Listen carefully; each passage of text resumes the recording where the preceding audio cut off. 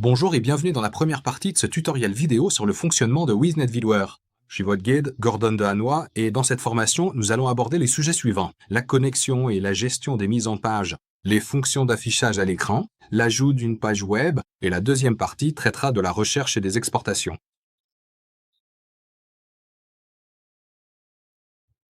Nous allons donc examiner le fonctionnement de WizNet Viewer. J'ai donc ici mon bureau avec le raccourci WizNet Viewer. Je vais double-cliquer dessus pour ouvrir WizNet Viewer qui s'ouvrira dans un instant.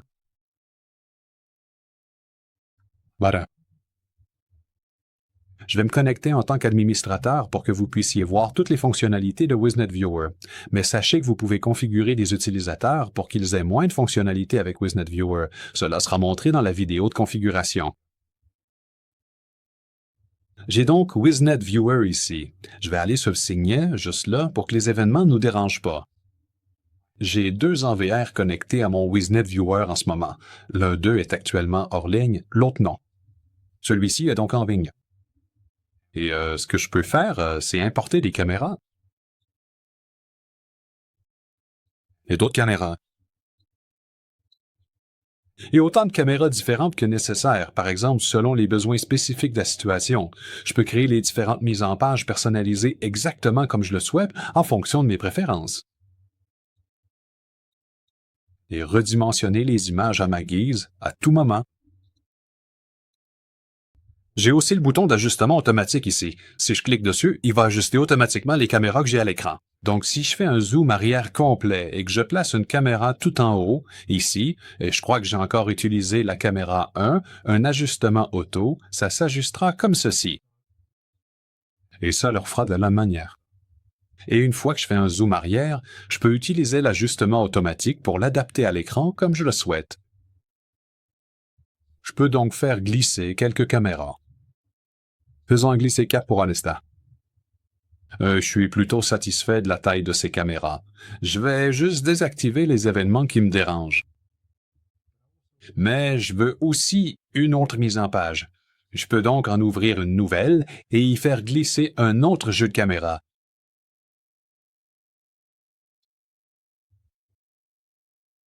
J'ai donc maintenant des caméras ici et j'ai des caméras là. Ce que je peux faire, c'est créer une nouvelle fenêtre.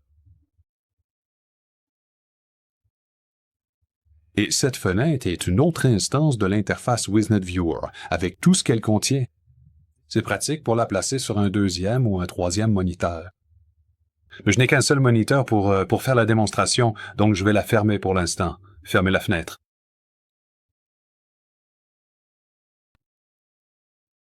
Chacune des caméras dispose d'un affichage à l'écran qui présente certaines fonctions que vous pouvez utiliser avec la caméra. Celles-ci sont donc spécifiques aux caméras fisheye, par exemple. Ainsi, si je choisis la caméra fisheye, la correction de distorsion fisheye est activée car nous avons défini cette caméra comme une caméra fisheye dans la configuration du NVR. Si je désactive cette option, elle fonctionnera simplement comme une image sphérique. Si je l'active, cela me donne la vue unique, la vue quadruple, la vue panoramique, et en utilisant les commandes PTZ, je peux également naviguer à travers ces vues. Pour chacune d'elles, si je passe à la vue quadruple, je peux déplacer indépendamment chacune de ces régions.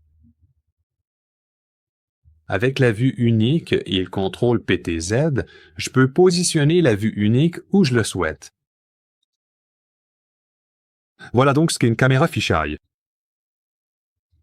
Si nous passions à une autre caméra, par exemple, nous avons la vue recadrée, et la vue recadrée permet de créer une petite zone d'intérêt dans la scène que je peux ensuite déplacer à l'intérieur de celle-ci. Vous pouvez la voir ici.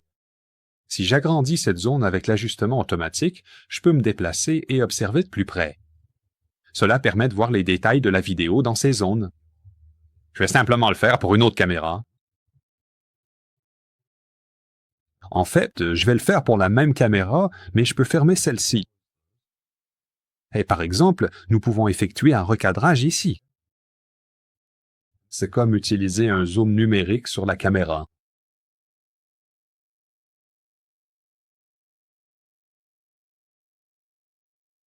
Maintenant, la résolution est assez fine. Et la raison à cela, c'est le flux vidéo, que je peux modifier ici. Donc, c'est actuellement, regardons de plus près.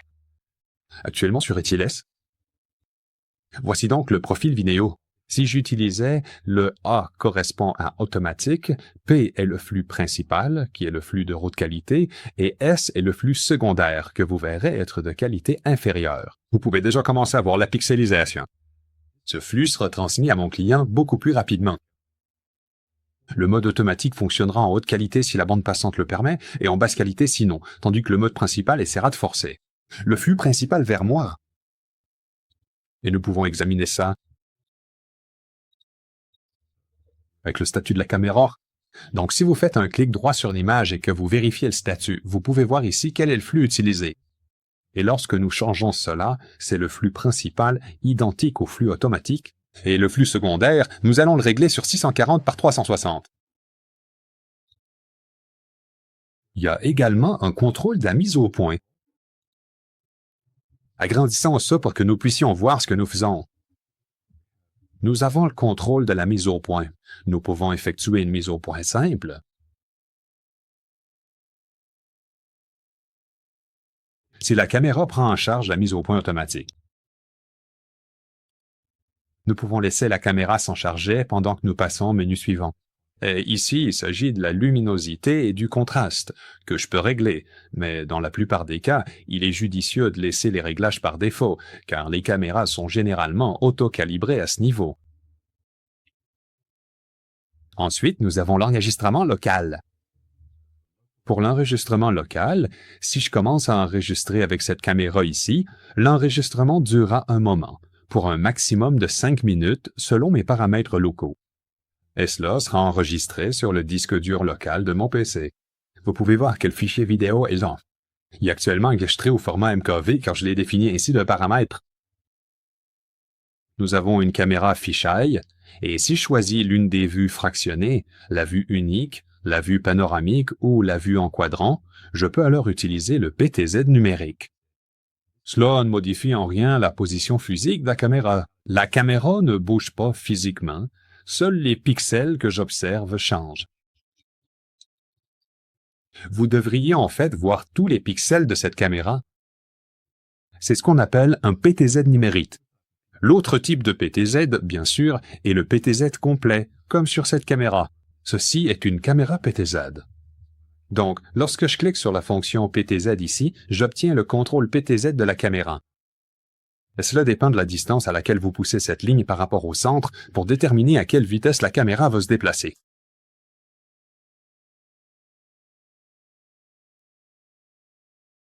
Bien entendu, nous avons également des positions préréglées. Ainsi, cela permettra de surveiller le chemin d'accès principal ou l'entrée de la réception. Et voici comment quitter le contrôle PTZ.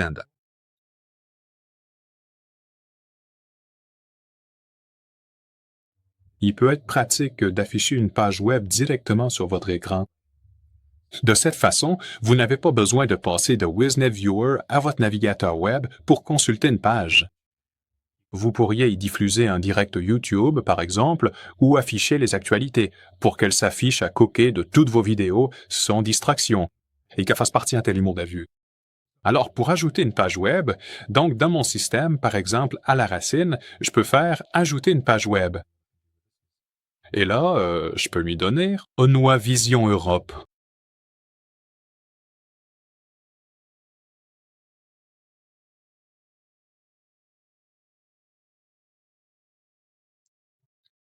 Je saisis l'URL. J'aurais pu la coller, bien sûr. S'il nécessite une authentification ou une connexion, vous avez l'authentification Digest que vous pouvez activer ici, mais ce n'est pas nécessaire pour ce site web en particulier. Et voilà, elle apparaît ici. Comme vous pouvez le voir, je l'avais déjà ajoutée une fois. J'avais oublié que je l'avais faite. Et voici ma page web.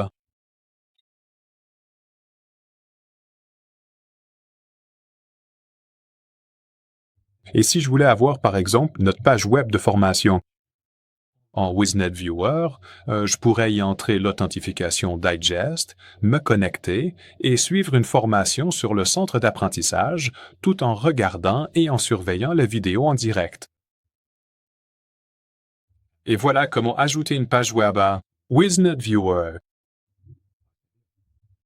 Voilà pour la première partie sur le fonctionnement de WizNet Viewer. Si vous ne les avez pas encore vues, retrouvez les vidéos suivantes WizNet Viewer Overview, WizNet Viewer Operation Part 2 et WizNet Viewer Configuration. Merci d'avoir regardé jusqu'à la fin et je vous souhaite une excellente journée.